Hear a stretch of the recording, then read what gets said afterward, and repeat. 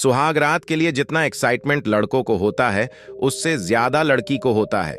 कारण क्या है ये किसी से छिपा नहीं है, पर लड़की को एक्साइटमेंट के साथ थोड़ा डर, शर्म और घबराहट होती है। मेरी शादी जबरदस्त ठंडी में हुई थी, 4 जनवरी को। शादी के समय ठंड इतनी थी कि गुलाब जामुन और नान पत्थर हो गए थे, क्योंकि हम बिहार से हैं। तो शादी के बाद तुरंत सुहागरात नहीं होती है। हमारे यहाँ एक रस्म होती है कंगन छुड़ाई की।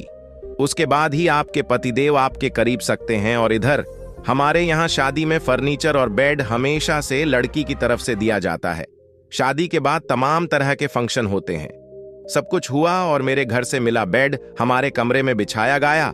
बेड पर बढ़िया डनलैप का गद्दा भी बिछाया गया और फिर कमरे में सेज सजाई गई। सारे रस्मों रिवाज के बाद अब बारी थी पतिदेव के साथ समागम रचाने की। जैसे ही हम कमरे में आए उस समय रात के 10 बजे रहे थे और घर में सन्नाटा छा गया था। एक सुई भी गिरती आवाज पूरे घर में आती। कमरे में घुसते ही जैसे मैं पतिदेव के करीब गई, अजीब सी चीबड़ चिबड़ की आवाज आई। जब हमने देखा तो गद्दे पर से पन्नी भी नहीं हटी थी उसे, और वो जोर जोर से आवाज कर रही थी। पूरी रात हमने यही सोच के सिर्फ लेट के बिता दी कि बाहर आवाज आ जाएगी तो लोग क्या सोचेंगे, लेकिन ज्यादा देर तक रहा नहीं गया और 3 बजे हमने भी सोचा अब सब सो गए होंगे, चलो करते हैं।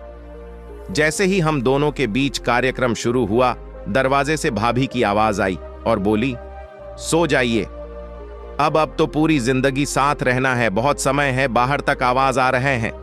मैं शर्म के मारे लाल हो गई और बिना कुछ हुए हमारी सुहागरात बन गई।